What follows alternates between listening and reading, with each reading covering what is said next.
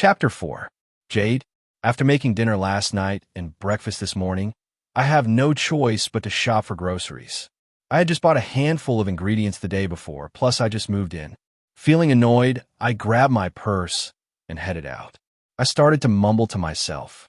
A girl's got to eat, all the way to my car. I stood in the staples and cereal aisle going over my list. Raisin Bran, Raisin Bran, Raisin Bran. I mumbled, scanning the cereals. Just then I felt a cart bumping into me. It knocked me off balance, but I was able to recover.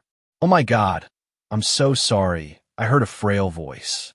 I turned around, only to be face to face with Victoria Fuego. My heart started racing. "Why now?" I thought to myself. "It's okay," I replied, barely managing to get those words through my teeth, giving her a weak smile. "No, it's not. I'm sorry. I'm sort of out of it today." I kept smiling, hoping it would reassure her that everything was fine. "I promise you, it's no huge deal, miss." I was cut off by Oswald's voice. "Victoria, there you are," he said, sounding relieved that he found his wife. He reached over and placed a loaf of bread in the cart. That's when I saw the tattoo. It was the same one I'd seen the night he killed my mom. I felt rage and sadness, gripping my cart handle tightly. "Charlotte, fancy seeing you here." His voice brought me back to reality. "You know her?" Victoria asked her husband. She was at the brunch, as Nolan's +1. "She just moved to the Hamptons," he told her. She nodded. "Charlotte, meet my wife, Victoria." I reached out my hand to shake hers. "Nice to meet you." She smiled, shaking my hand. "I can say the same. How are you liking it here so far?" "So far, it's been good. Where are you staying?" I looked at her, wondering if I should answer her or not. It was only a short second, but in my mind, it felt like minutes. After the short battle among the voices in my head, I decided to tell her. With a smirk, I looked at them both and said, "Scott Street, lot 65, by the beach." I could see the change in their features. They were looking quite troubled. "Oh, I didn't know they sold it," Oswald spoke up. I sucked in a breath. "Yeah, well, it was sold to me, no longer a vacation home."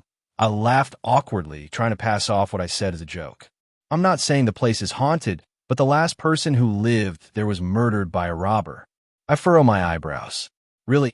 I asked him, my eyes shooting daggers at him. He nodded. "It was unfortunate. She was my good friend." I felt rage bubbling in my gut. I felt like I was about to explode. "Honey, don't scare her." Victoria scolded her husband. I chuckled. "Well, in that case, let me get some sage to do some cleansing." I joked, and they laughed. I turned on my heels. "I gotta run. It was nice seeing you guys," I said, already pushing my shopping cart and walking away. When I got home, I was still raging, so I decided to go into the basement to rummage through some stuff. I remember being young and helping my mom to move stuff. I was surprised to see that my grandparents didn't throw anything out, and everything seemed to be in the same spot for the last 14 years. "Ow!" I yelped as my elbow came into contact with a hard surface behind me.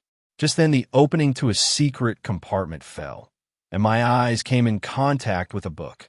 It looked like some sort of journal. I reached for the book, but due to the dust and cobwebs, I started sneezing. I took the book and placed the cover where it previously was and headed to the door of the basement. I opened the book and read the first page. Property of Kimberly Livingston. I smiled at her handwriting and flipped to the other page. January 23rd, 2011. My client, Oswald Fuego, invited me for lunch today. I agreed, and I'm happy I did. Outside of work, he's sweet and easy to talk to. I know it's too soon, but if it continues, I might end up falling for him. I frowned, then closed the book. I hope this is not what I'm thinking. Feeling overwhelmed, I decided to take another trip to the basement some other time. I want to know what else my mother had hidden, but I'm also scared of what I might find. I closed the basement door and made my way to the living room.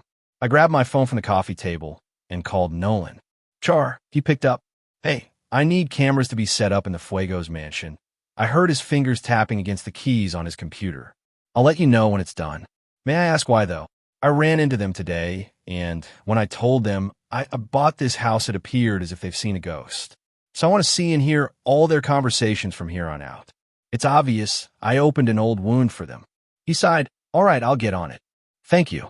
"Of course, I'll talk to you later." We hung up. Just then my phone pinged, signaling I had received a message. It was from an unknown number. I raised an eyebrow. I wonder who this is. How does Saturday at 7 sound?